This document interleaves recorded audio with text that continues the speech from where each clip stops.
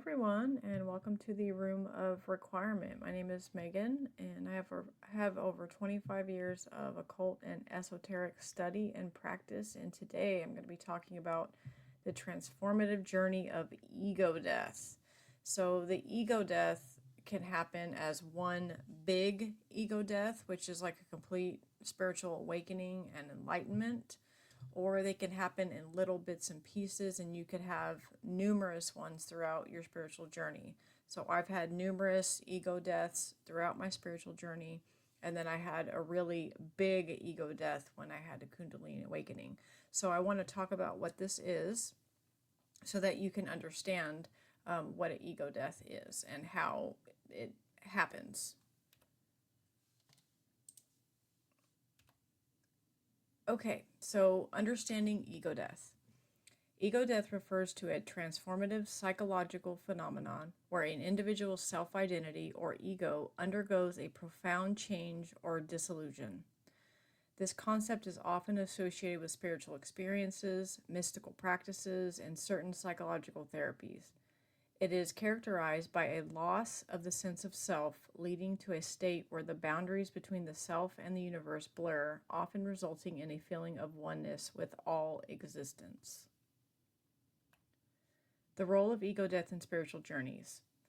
In the context of spiritual journeys, ego death is seen as a crucial step towards enlightenment or self-realization. Many spiritual traditions and practices, such as Buddhism, Hinduism, and various forms of mysticism, emphasize the importance of transcending the ego to connect with a higher consciousness or divine essence. Benefits of ego death in spirituality.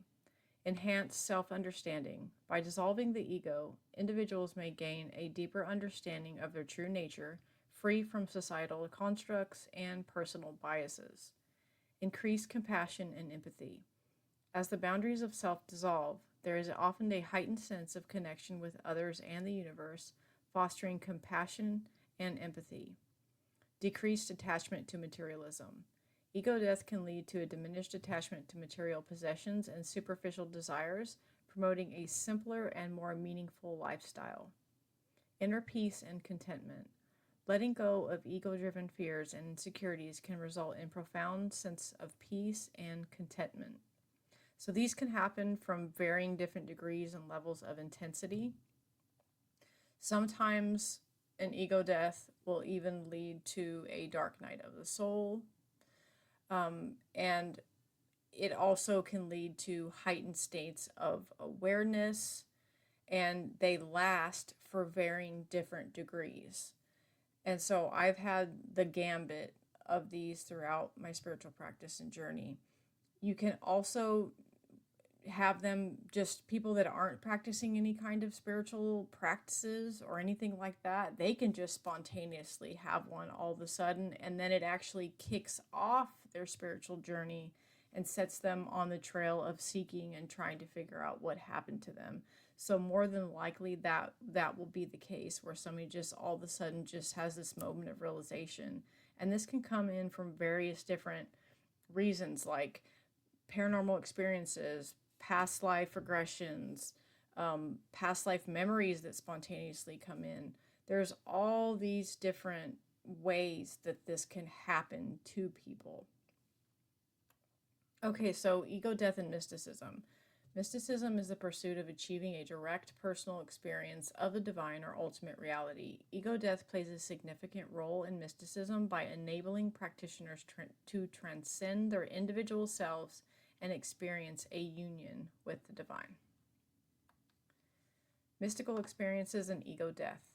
Unity with the divine. In mystical experiences, ego death allows the individual to feel a direct connection with a higher power or the universe, often described as a union with the divine.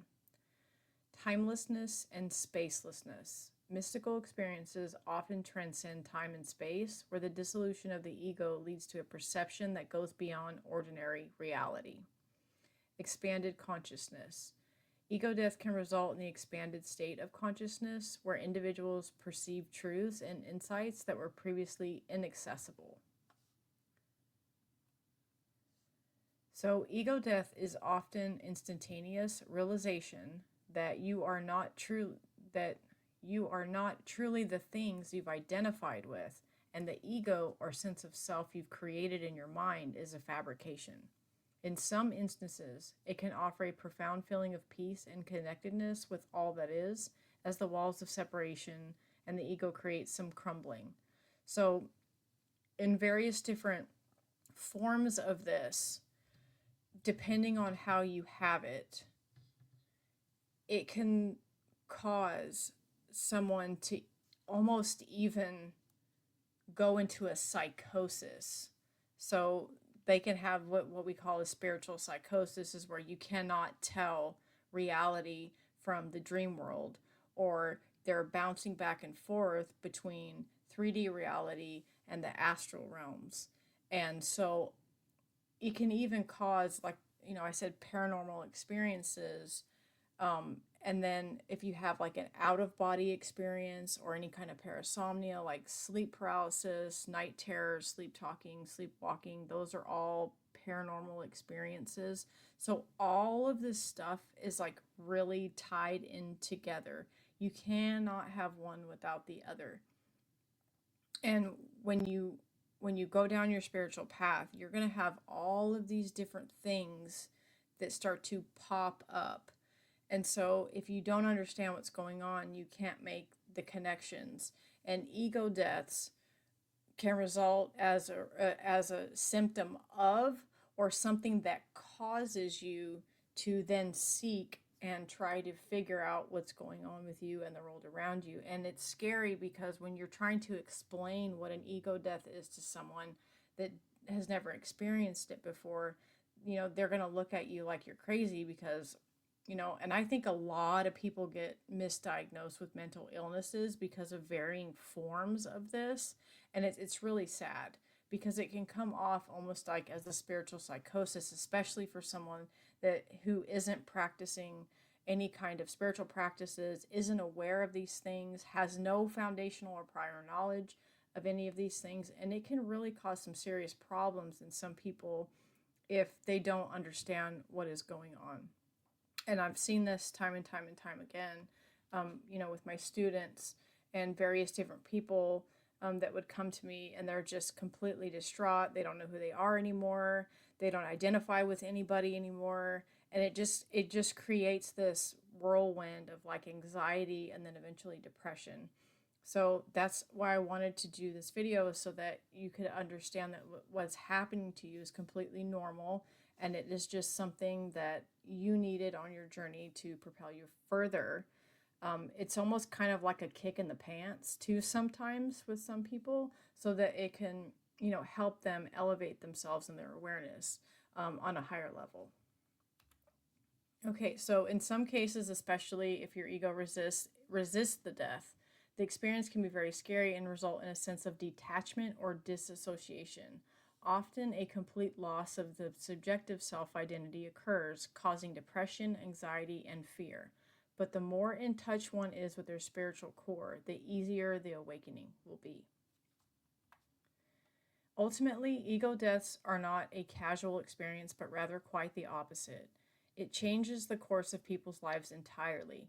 When one comes through on the other side having released all of the things they've identified with only their true spirit left, they begin to live from a place of pure love. Ego death can be experienced through spiritual practices such as meditation or breathwork exercises. Psychedelics are a popular avenue for ego death as well. Spiritual texts, healers, and thought leaders can also help with this. So I suggest researching this so that you can understand it on a higher level.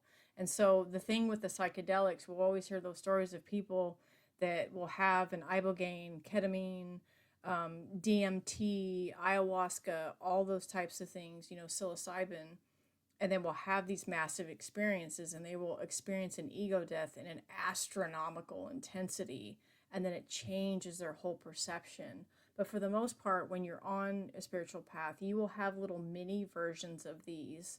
And then if you have some sort of big event that comes up, like a Kundalini awakening, spontaneously, that can also cause an ego death.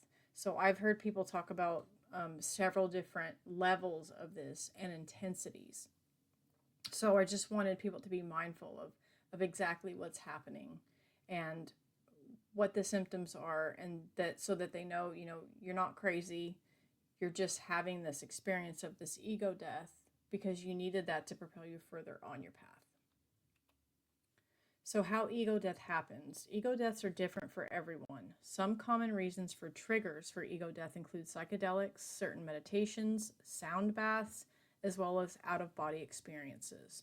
For some people, though, an ego death could happen somewhat spontaneously, not unlike the initial moment of a spiritual awakening. As you have that first realization that your soul is something different from your ego. From there, ego deaths tend to have a handful of common steps or stages. Here are the stages that you may go through. 1. The spiritual awakening. The first stage of ego death is the initial moment of awakening in which you wake up from the ego's power over you. 2. The dark night of the soul. As you navigate your newfound understanding, you begin to question everything and realize things are not as they seem or as we've been taught. They can feel like a complete loss of identity. The space in between can feel like a death, and it is energetically. 3. Exploration and curiosity. In this stage, you begin to explore more and fill the void with things that are in line with your soul's or highest self. It's important to note that although ego death seems like a killing of the ego, what actually happens is a loss of being subjected to its power over you. As your ego dies off, you start to live from a place of more love and light. 4. Soul growth and enlightenment. As the dust settles and you soften into your new way of being, you realize more about your true nature and live in a higher vibrational state. You have cleared many of your old patterns and are now embodying much more light and a simpler, more purified divine you. Okay, guys, I hope this has really helped you understand what ego death really is. I tried to give as many examples as I could of varying different degrees of ego death. I'm curious to see what your experiences are with ego death. And I will see you guys next time. Bye.